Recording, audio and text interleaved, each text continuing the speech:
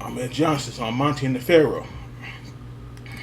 To sound weird, but it bothers me when I see things like on the internet that I saw recently. And Right. that's what made me reach out to you because I'm like, you know what, man, I just sometimes don't get it. But we'll discuss that as we go on. I got a few other questions for you, more importantly. How was 2023 for you? And how's your family in 2024? So far, so good, man. 60 years old, you look better than ever. What are you doing? Thank you. Hey, don't look 60. Juicing? No, I'm not. I'm just kidding. I'm not juicing. Just worked out at the dojo every day, man. Every chance I get, I go into the dojo and work out with my coach. Hey, listen, I got to be honest with you, man. I'm on the test, right? Because it's like my test levels were so low. I'm on it, and it's like a miracle for men. I feel like, in my mind, at least 19 years old. You know what I mean? I feel I got more energy. I know you. Get on test because I feel sluggish most of the time, man. Really? Yeah, but it's been better since I started losing all that weight. It's been a lot better, man. A lot better. Now, are you still working full time? Are you kind of like half and halving it? Or are you fully retired at this point? Well, no, I'm working how? Like work? Are you working? Yeah, I still work at the oil company, man. How many more years you got I left? still work, really, I can go right now. But it's just, I got a good crew around me, man, and we just, basically we got the lady boy job. All we do is, get the tools stuff ready for the oil tankers to go out. And you said you got into that once you retired from wrestling, right? You met somebody that was a fan and they got you in there. That's cool, man. Yeah. And now, do you run the crew? Are you in charge? Yeah, I run my own crew now. So here's a question for you. You got your own team. You're a beast. We all know this. Very intimidating. How do you handle them without losing your temper and going full Ahmed Johnson on them? Because you know what, man, they're just a good crew, man. It's just there's no need for it. Like you said before, some people might see me, meet me and see me as an asshole, and some people see me and they know that I'm genuine and a good person. But it depends on what you bring out of me. You know what? It's a great point. I mean, yeah, that's what I'm saying. Like my buddy that time when he had to he had to straighten the old girl.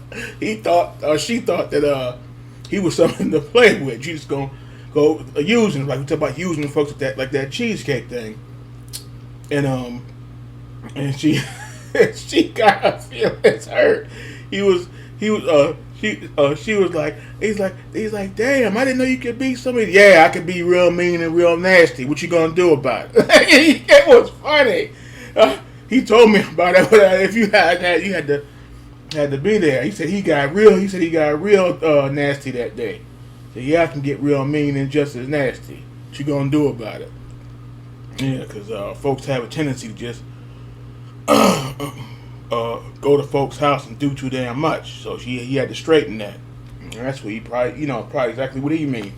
Some folks, they get on your bad side, you're gonna see a nasty person, and that's it. Again, through my dealings with you, I'll just keep reiterating this before we go into this, is you are a stand-up guy. Everybody I know that has dealt with you on a professional level have never had an issue with you. And No. I've never heard a fan say one bad thing about you. And again, like I said, you're very intimidating. You're a big guy. Got this deep growling voice. I could certainly understand people being scared of you. But, I mean, how does it feel to be, how do you say it, like, misrepresented by people? Does that bother you? No, you know what? It does. I'm not gonna lie, it does. But it's only the wrestlers that's doing it, and it's mostly the black wrestlers that's doing it. like the Nation and now Booker T threw his hat in the ring, and I think it's a lot of jealousy going on about me becoming the first black champion in history.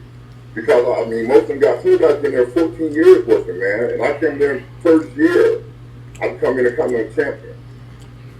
Well, I was gonna. That's like I'm gonna say that is they just need to not tell him if I got to talk to him. We need to get over that shit. Cause that now you're talking about close to what's it 97.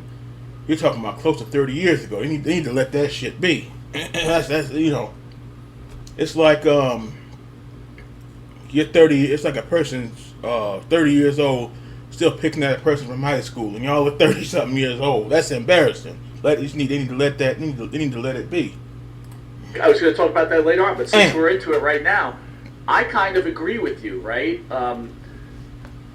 Even though we'll use Ron Simmons for example, he became WCW heavyweight champion, the first black champion.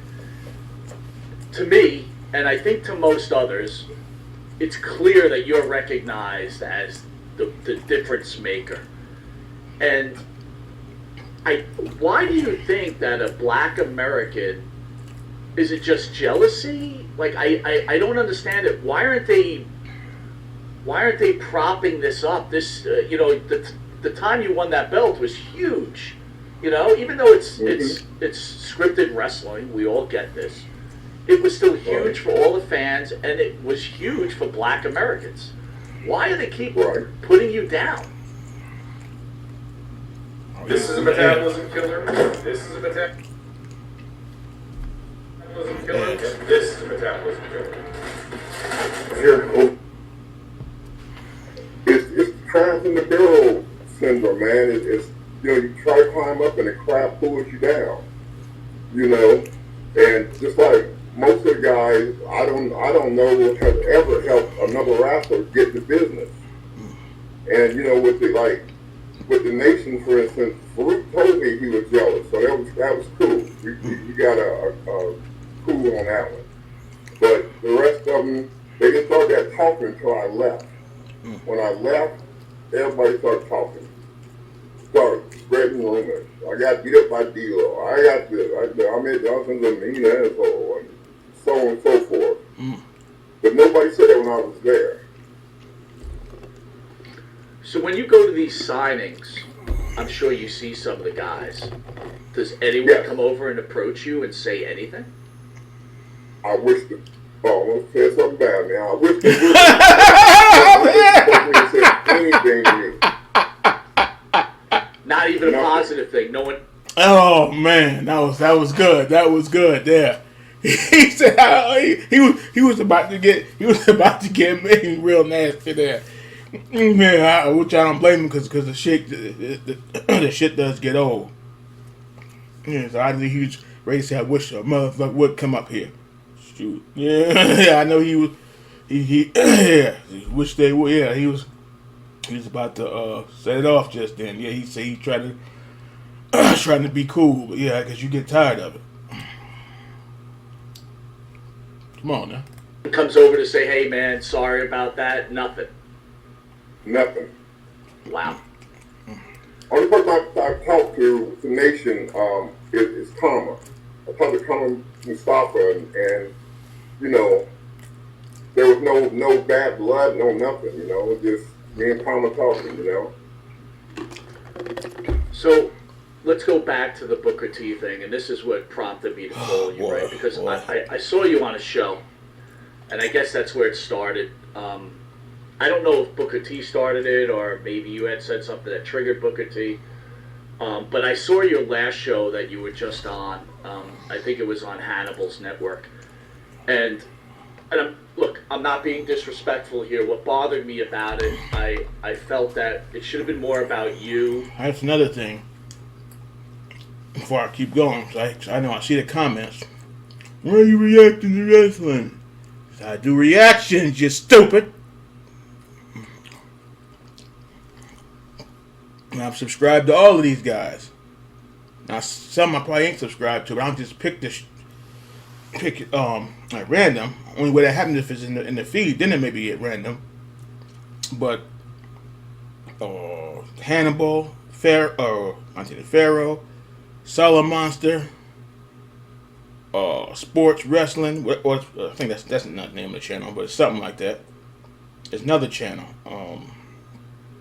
Subscribe to them all. Dutch. So I like to hear. You like to hear different opinions. Wrestling interviews. You like to hear different things. You don't have to agree on everything, but you just watch because you like the channels and you like the content. But people with the stupid comments, why you reacting to that? Because I know some people hate hate reactions or reactors anyway. They think it's stupid, but that's them. What's stupid is coming to a channel that you don't like. That's what's stupid. Anyway. And not so much about Booker T, right? Because I felt like they were trying to get Booker T to somehow hook up with you on the same show. And I think we're missing the point here, in my opinion. You were good friends with his brother, correct? Oh, we were like brothers, man. We were like, man, we've been in so many fights together, man, against people, and we were like brothers, man. So what prompts Booker T to be angry with you?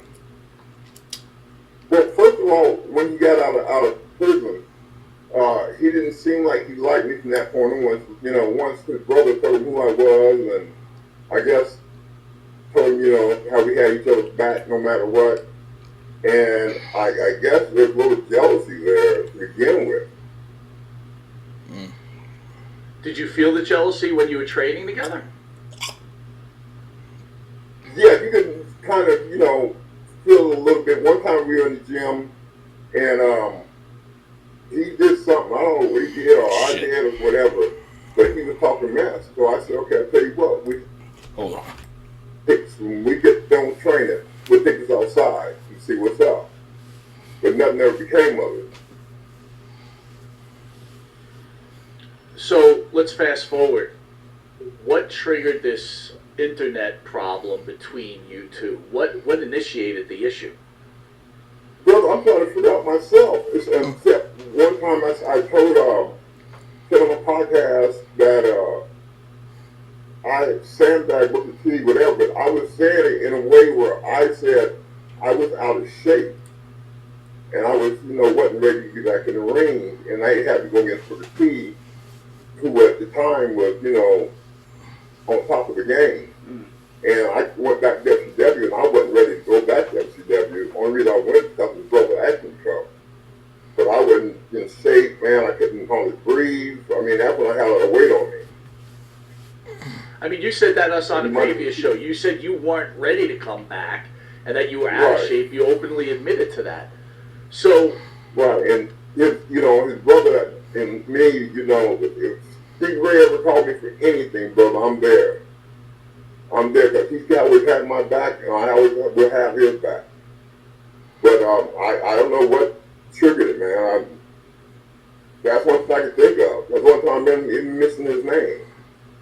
But he took it the wrong way. I didn't mean that I was sandbagging. I mean I was out of shape sandbagging.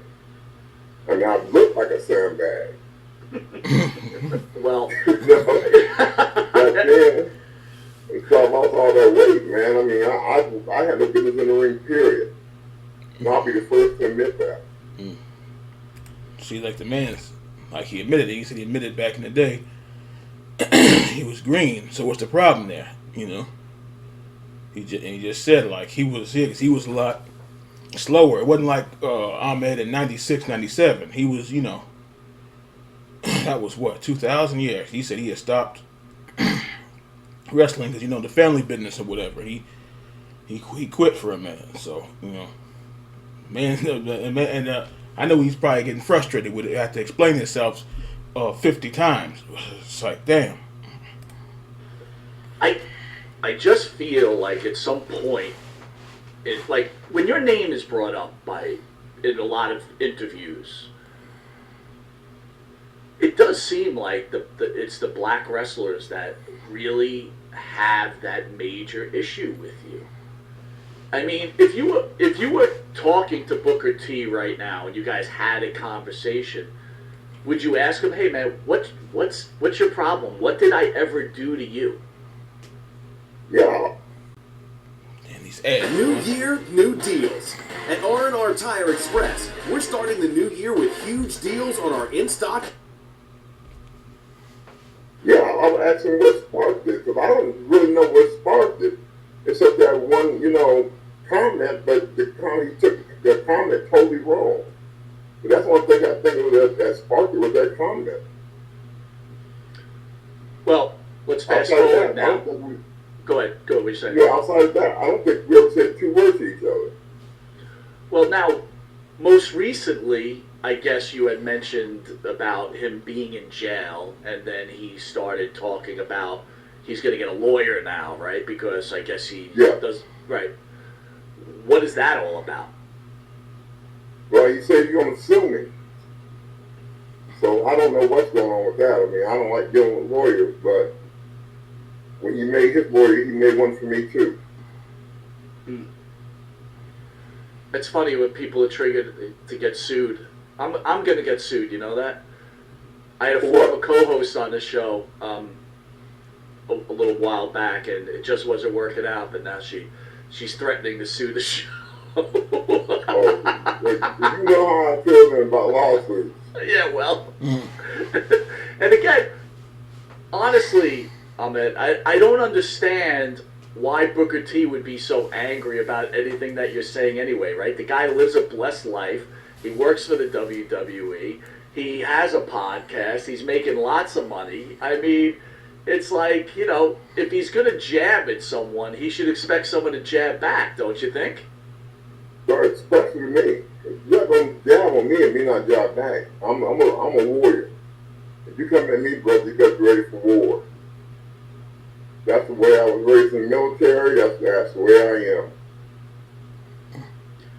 That's another trouble thing that bothers me too. You serve this country, and thank you for the service. You're welcome. I just don't understand. Again, I'm going to keep reiterating what a good guy you are, and look, we're older now, right? We don't know what tomorrow is bringing us. Even when you're younger, you don't know. But as we get older, the odds change a little bit, as you know. And personally, I want you to be remembered as a good guy Monte. and a great wrestler and great for the business, who made the difference, who maybe had some issues, right? You openly admit you had some issues. You were young. Right. You kind of weren't being guided the right way. And I guess that's my problem with some of the shows, right? I don't want to, and again, if I'm out of line, tell me. I'm not trying to be. I don't want to see you being represented that way, because that's not the guy I know, and as a fan, that's not the wrestler I know. And I feel like these podcasts have to do a better job of not trying to bait people into these situations. Right. And again, I'm not saying you have to agree with me. I don't know who's dating who, but it just seems like bullshit. Because I know somebody made a comment. Oh, if somebody says it 10 times, it's probably true. I'm not saying what's true and what ain't, but just again with the one-sided bullshit. Like getting back to the Warrior thing, and then now CM Punk, such and such don't want him up there. They hate that he's back. Well, that's too damn bad. You got to get on the boss about that. So why you bringing trouble up in here? So yeah, but having them do like this here with the podcast and talk is not a bad idea. It's better than get two, like I said in the other video, 2 grown men rolling on the dirt. No, I don't know about that. Know about that now, because back in the day, the 80s and 90s, it wasn't that they came to see you, give a crap what it was. It wasn't no sorting it out. But yeah, it isn't. It's an idea, but I know it's not gonna happen. But it's not a bad idea to have sort the shit out. But it's not gonna happen. Just the way I feel, The difference between professional wrestling and, say, football or military was I worked with a team. everybody was for each other. Everybody was one team. And they don't tell you have to be one team in the military. You know, you'd be left out on the island if you're not part of one team, or they'll get rid of you. So, I mean, I had my platoon together. I mean, and not only was I in the military, but I graduated most distinguished honor graduate, top of the class out of 2,000 soldiers. I graduated top of the class. Do you think that maybe was your problem when you got into the wrestling business? Because I was in the military also. I understood the whole team concept, and this is a different world, right? And do you think that's why you had a problem adapting to this? Well, you hit it right on the head. There was no team there, man. No team. And I had a big problem because I was used to guys coming together and, you know, all of us had each other's back as one team. And in professional wrestling, is every individual is trying to shoot you down for himself. You know, a lot of people think that it... Come on. In order to conceal carry, you're going to need a tactical belt and a set of jeans. Well, I'm here to tell you that you don't. In fact, you... Do you think that the wrestlers who you've had problems with would benefit from speaking to you one-on-one and maybe understanding where you were coming from at that time? Yeah, that's a good question. Yeah, I think they would have if they came and talked to me. But, you know, the thing about it is I didn't have any beef with anybody while I was there.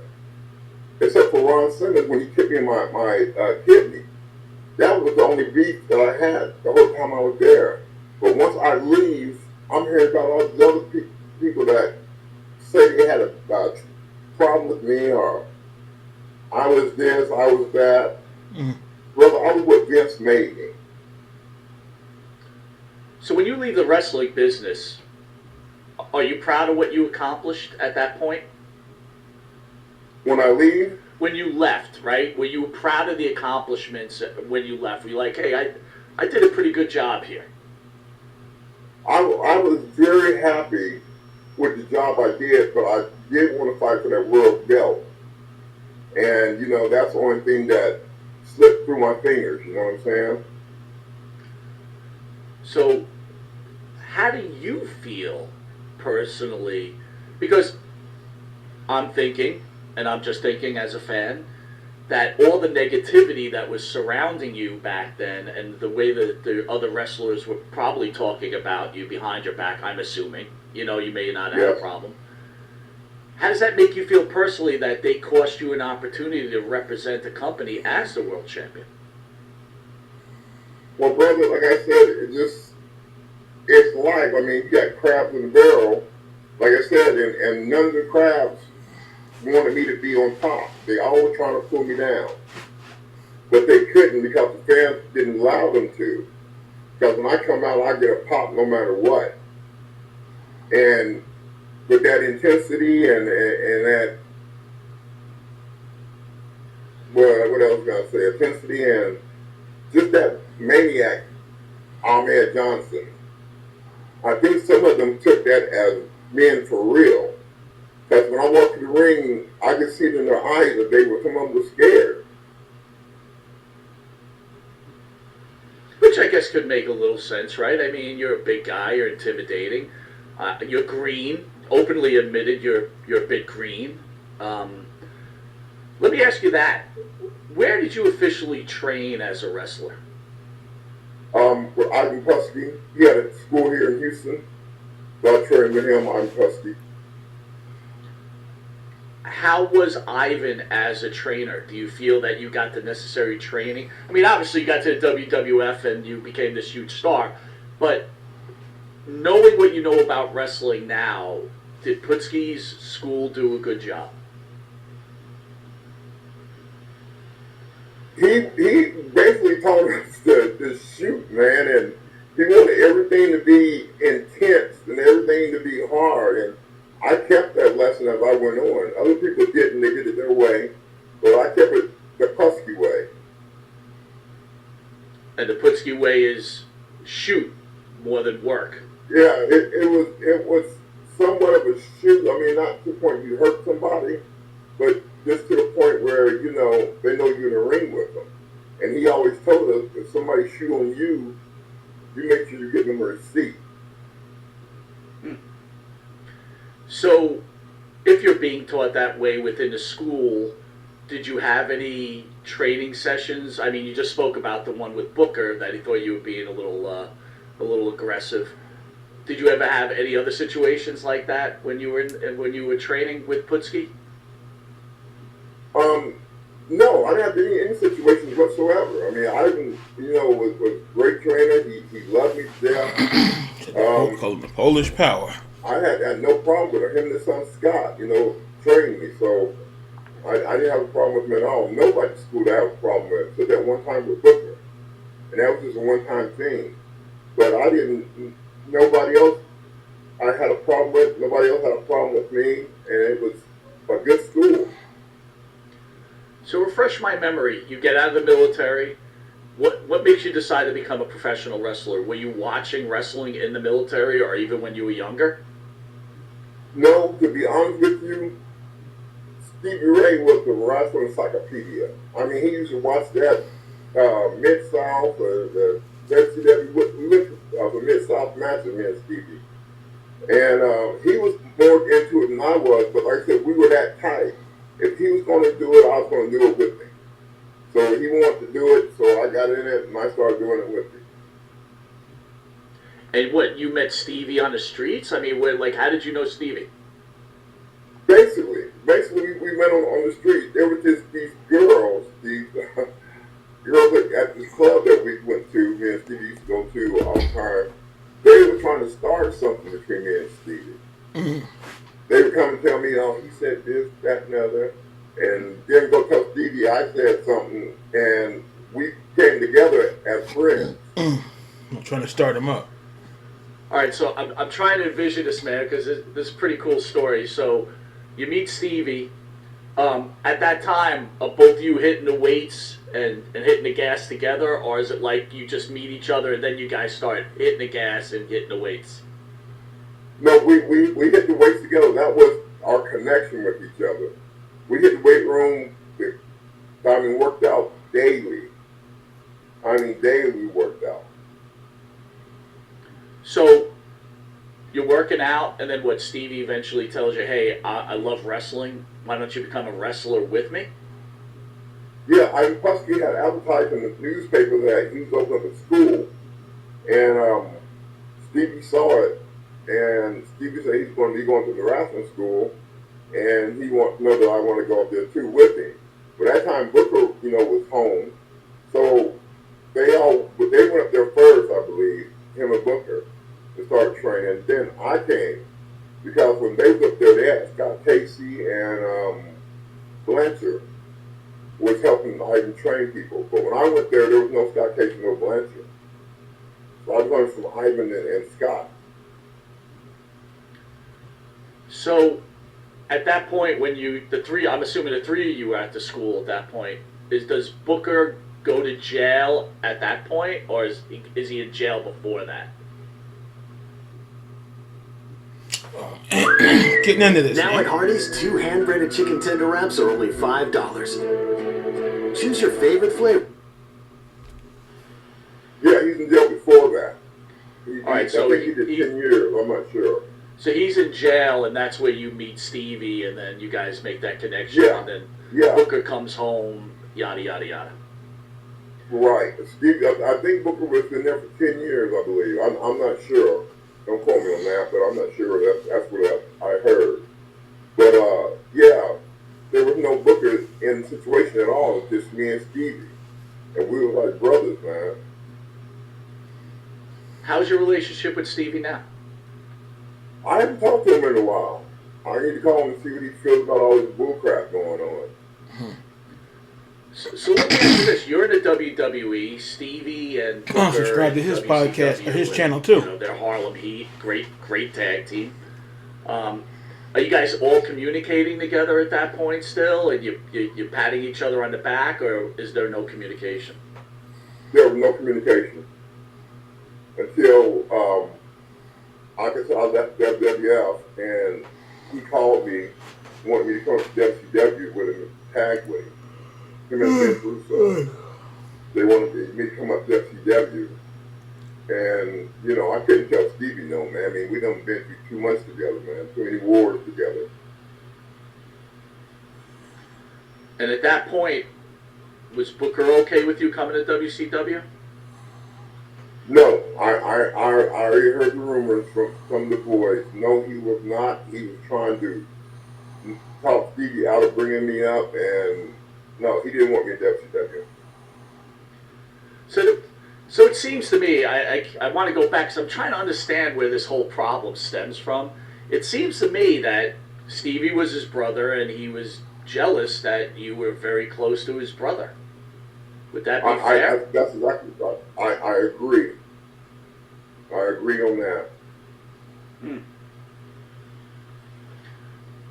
But I can have some other fellas on the show that'll tell you, some of the indie guys that here in Houston, like Big Buddha and a few other ones, that he didn't even try to help them get into professional wrestling up in the big league.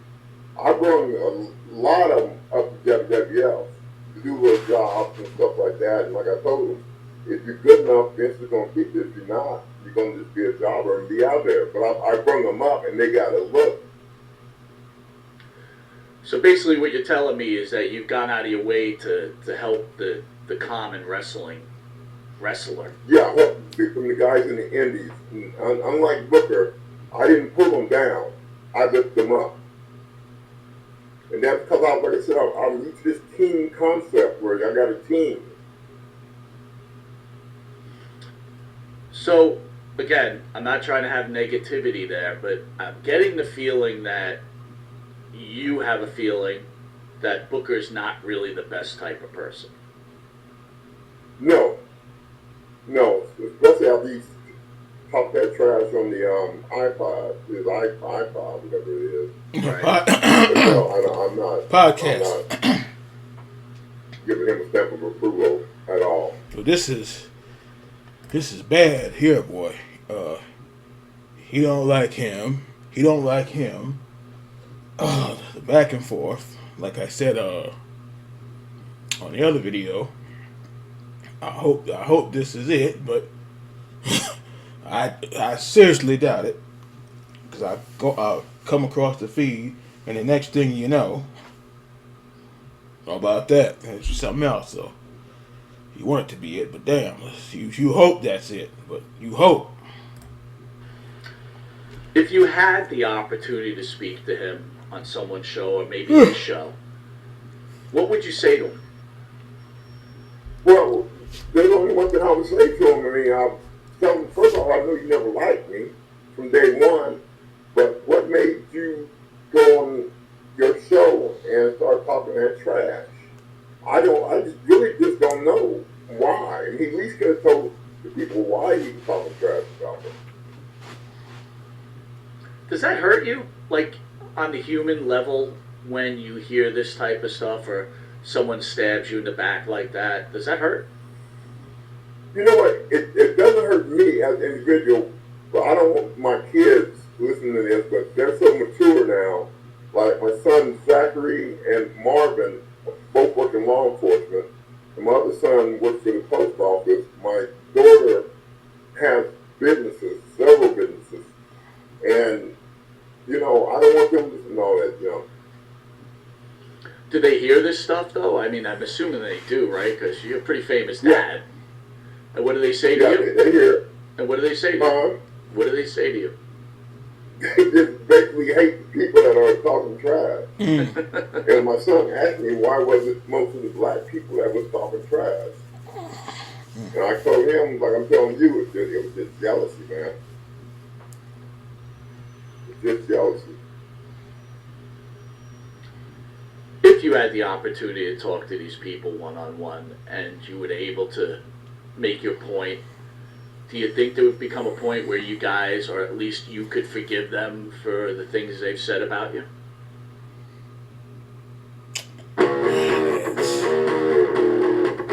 Now, the secret behind any great burger, of course, is in the Oh, colour. chef. Making sure we've got a nice, beautiful colour on that. Gordon Ramsay. Oh yeah, the Bible says you have to forgive and forget. Yeah, I would forgive them, but I mean we would have to have a talk first. But yeah, I could forgive them. Again, my point is I want you to come out. I don't want your legacy to be marred by this nonsense. And I'm a nobody, I get it, but it's like when I look at you and I know the person you are, I don't want your legacy to be placed that way. I just think people need to get out of their own way. Let me ask you a question. When you became a wrestler, did you learn wrestling history? Yeah, I went back and watched some old tapes that Stevie had, and started watching Mid-South. The Mid-South was really big, and it was here in Houston with old Paul Bosch. And I started studying a little bit, what the wrestlers did and what they did. Then I started, I went to talk to Ernie Ladd, and Ernie Ladd told me some stories, man, that almost made me not even want to go to professional wrestling. Can you share one? Yeah, well, just like Kamal, for instance. Kamal had a match, and he got like $5,000, and the person he wrestled with got $100,000. Oh no! And they treat Kamal like that the whole Woo! Oh shit! That makes you mad because I remember we heard about that story. Now you know he's not lying about that. Now give a damn what you say, because Kamala himself talked about all that. Okay, this person gets 50,000, he got 1,700 or something like that, for example. So yeah, at least that man, so that man there got did dirty. That was a fact, yeah. So you can't tell me he's bullshitting about that now. So they talked about that at least three or four times. So, because he had the interview. What's the guy's name? Hollywood Jack, Jimmy. Yeah. Did an interview or interview? No, I wish. How about that? Reaction to that. So yeah, did this man dirty? Listen, he was the nicest man you ever going to meet. Yeah. And they took advantage of that and treated him real bad, man. I know from speaking to people, Ernie Ladd was big on the black wrestler, making sure they protect themselves and represent themselves properly. Did Ernie Ladd ever give you any advice? Basically, he just told me, to keep my nose clean. If I was involved in anything, get it out my life. And he told me, being a black guy going into professional wrestling at that time, it was like a white sport because when I went up there, I think I was the only black guy there at WWF. And Ernie Ladd told me, handle it with grace. Don't let anybody push you around. And if they do, show them what you work. What kind of advice now did Putski give you? Obviously, you trained with him. From what I understand, when Vince Jr. took over the WWF, Putski said, "I'm out of here." I don't know if that's true. That's what I've heard. Did Putski give you any advice? I would not really give us advice. It just showed us what to do in the ring and what not to do. And he told us, watch out for the marks, and stuff like that. He didn't really give us too much advice as to how the business is going to be once we got into business. Now, how do you end up getting the call to the WWE? You're training, you work in the independents. Who makes the call and finds you this piece of gold, bringing it to the WWE during the Attitude Era?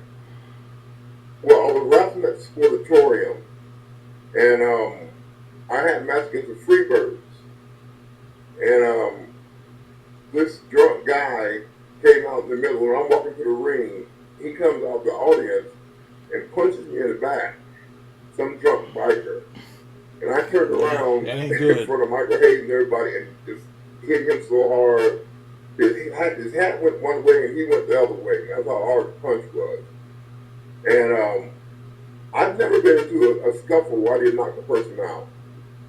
And anyway, Michael Hayes, I got in the ring. Michael Hayes is laughing so hard. You know, he's trying not to laugh, but he's laughing about me hitting this guy. And then we had our match. And we got done. Michael Hayes said, "Hey, man, I'm going to get you in the WWL. I'm going to get you up there." And of course, I hear So I'm like, okay, yeah, whatever, you know. But that's what you do. You do. If you can't. But he kept his word, man. He did what he said he was going to do. Now, I'm trying to understand that. You're working in a sportatorium, so what organization is that at the time, and what is Hayes doing there? Sportatorium, what was called? It was called Global then. So he was, what, working a spot show because he was in the WWE at that point also? I think he was. I think he was. He was just doing a little spot show. And it was me and him. And the whole Freebirds was there, you know, and we had our little tussle back and forth, and he liked the way I worked. And then once I got to the WWF, I had my trials with Michael Tonda, and he was very, very thrilled about the way I worked. For a big man, because I could dive over the ropes, I could do everything a little man could do. Yeah, boy, you could wrestle. So it's great that you brought this up, so everybody knows about the legendary Sportatorium. In December, early December, the Claw came out, and it's doing pretty good about the Von Erichs. What did you... The Von Erich Claw. Did you know anything about the Von Erichs while you were wrestling? Did you hear any stories? Did you get to meet any of the Von... Well, did you get to meet Kevin? Yeah, I met David at a match one Did time. you really? I think his name is David. Yeah, I met him at a match one time, and they seem like good, cool people, man. Real good people. The only bad spot I had, to be so funny, was, what's his name was it? Greg Valentine's dad. His name was Johnny Valentine, wasn't it? That's correct, yes. This old man he had one leg at the time, and I got down with my match, and I came to the back locker room, and he had watched my match for me, and he told me, "Come here, son, come here." He said, "Sit down here between my legs." I'm like, "What?" He said, "Sit down between my legs." So I sat down there, and he took his hand, and he said, "When you punch somebody in the chest with your open hand, you do it like this." He hit me so hard, I swear to God, my heart stopped for a minute. He had the biggest, roughest hand, and he hit me so hard, my heart just stopped. But she's like, for a quick second. Wow. That's rugged. Man. Again, tough guy. Is there any wrestler that Ahmed Johnson was scared of in real life? Damn, man. This marks the potential start of the third world. Every time they get into something interesting, they want to, the ads come up real good. And Damn. unfortunately, Come on. few will see come. Scared of? Yeah. No. Not one. That's crazy, man. That's crazy. So, we all know the trials and tribulations of Sunny. She's officially going to jail or be in jail for a very long Sonny. time. Boy. I know you've had some pointed comments about her in the past. Have you given any thought to her since? I mean, I'm sure you heard the news. What were your thoughts? I don't think they gave her enough time. Why is Killed that? somebody. I mean, that was somebody's father you killed. You know, and I don't think they gave her enough time. I mean, she really won't have much left over, right? Huh? When she gets out, she'll be like 68 or 70 or something like that, right? Yeah. Yeah, I mean, you know, you've been pulled over and arrested several times for the same thing, driving and drinking. Jesus Christ, I ain't know she go like that. No, it's But yeah, I mean, but it just I think they didn't give enough time to me. I'd be very upset if I was my role and they gave her on 17 years. What are you thinking about today's wrestling? Do you still watch wrestling? I know you're a busy man. I peek at it every now and then. And now, what I don't like about today's wrestling is they don't bring in jobbers no more, man. And these independent guys, you know, they need to bring in jobbers because that's where they found most of the talent at.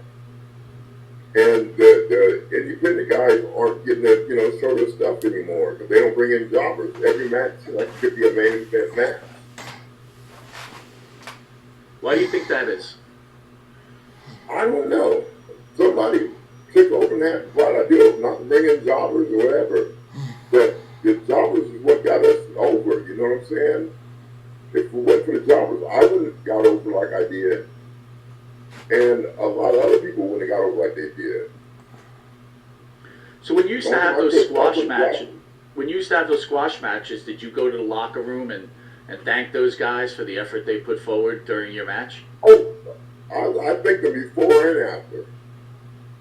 And I told them, you know, I would take care of them. I never hurt one jobber. Never hurt one jobber. Now, Vader, that's a different story. Vader used to eat them jobbers up, man. Oh, the forearms, boy. Vader beat the crap out of jobbers. Vader with those five. I never understood why he did that. Forearms. Whew, whew, whew. Those forearms, boy. Whew. Those forearms look rough. Why he, you know, squat the jobbers. I mean, Vader was pretty tight. They said Vader, when he hit those forearms, or the guy saw Vader on the schedule. They just got their bags. They was saying that. I think it was Cactus Jackson. They just got their bags and quit. They just said the hell with it. No about. They said it ain't worth the beating. No about that. So let's bring it back. You know, we know we've had problems with D'Lo. You've had problems with Booker. If you could turn back time, is there something you think you could have done different to change the opinions of some of your coworkers at that point? Well, I really don't want to change their opinions. I don't care what they think about me.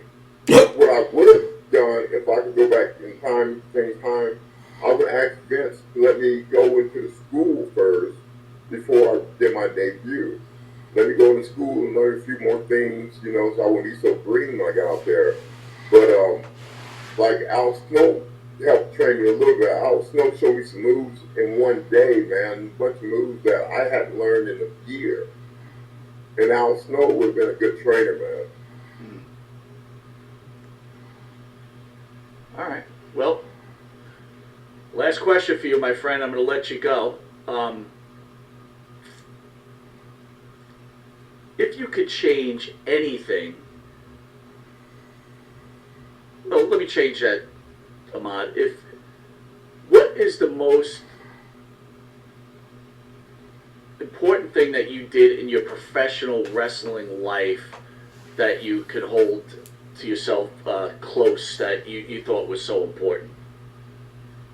My fans knew I loved them and talked to them. Even now, when they hit me up on Facebook, I hit them back up and we talk, and you know, like we're family. I talk to my fans. I'm not one of the guys that, you know, think I'm so high and mighty that you can hit me on Facebook and I don't hit you back. I talk to my fans on Facebook and everything else. Like a lot of them are upset about these situations. Mm-mm. But I'm hotter than the hot, but it's not. You know, it's. And how about your personal life? It's not what that are you most serious, but it needs to happy stop. about your personal life? What I'm most happy about? Yeah. Becoming the first black Intercontinental champion. It's certainly something to be proud about, man. I mean, no one could ever take that away from you, and you deserve it. Yeah. Now, more importantly, you're a Cowboys fan, aren't you? Oh, yeah. How you feeling right now? You know what? I love Dak Prescott. They love their Cowboys. I love him to death. But I don't think he has that X factor that's going to get them to the Super Bowl. He just doesn't have it. If he's a good quarterback, but he just doesn't have the X factor. So, what do you think? Ousted in the second round? You what now? Are they going to get ousted in the second round, or are they going to make it to the NFC Championship game? No, I don't think they're gonna make the NFC Championship game. Wow. Last time you were on, Pharaoh was here, and he was saying, he was all bragging about Aaron Rodgers, and I was looking at the video, and you had said that you thought they might make the playoffs. So I think you might know what you're talking about, because what a terrible season we had over here, huh? Oh yeah, oh yeah, oh yeah.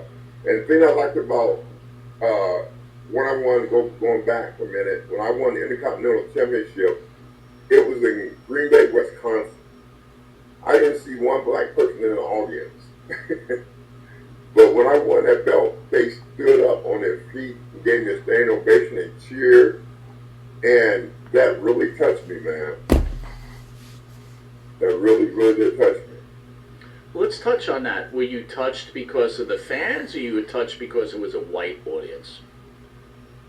I was touched because I went in there with the attitude that it's a white audience, they're not going to take me, too well. And they showed me the complete opposite of what I was thinking. So they changed my mind about a lot of stuff, man. A lot of stuff.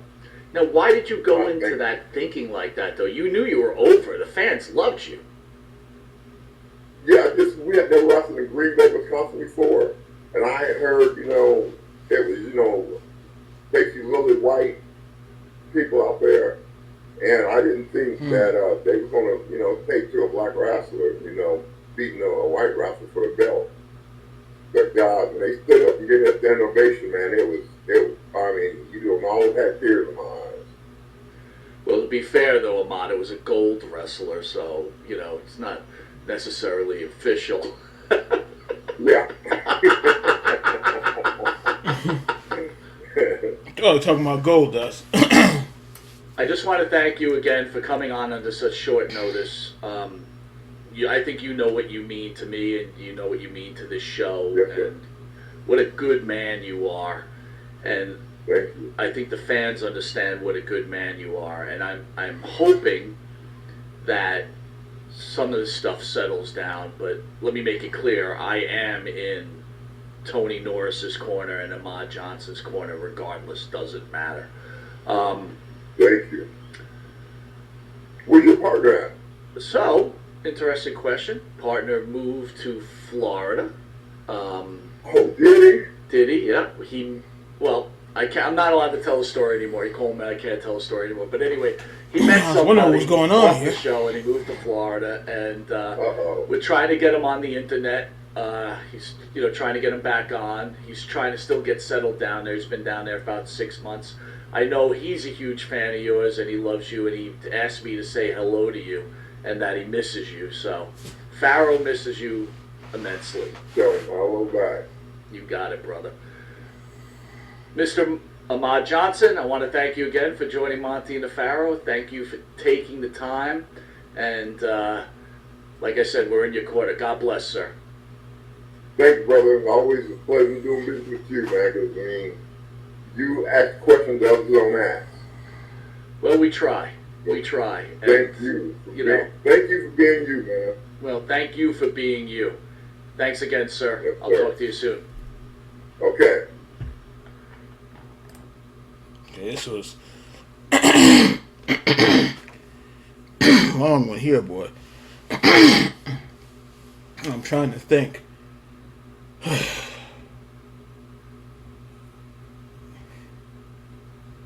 I cut it into 2 parts. One part will get one part will get washed, and the other half part one. Because if I upload this, you have to edit and all that crap. This is going to be all night long. Because this is the long one here, boy. So, now I said it's 48 minutes, but we'll like the reactions and the talking and everything else. It's probably over an hour or more. So. But yeah, this is a good that damn sandwich. Woo! This is a damn good interview. So, but it's yeah, like I said, like the fact that he's doing a lot of interviews. But as far as this bullshit stuff, like you said, you hope that's it, but it's probably not it. Because if this is finally it, I'll eat these these mountain gears. Probably not it. Because next week we get somebody else will try to get started. But leave it alone. Damn it. Shoot, man's all right now. Shoot, if I could get the interview, I don't care if it's 20 minutes. Ooh, it'll be the longest 20 minutes you've seen because we get into something. So. Yeah, it's a damn good interview. So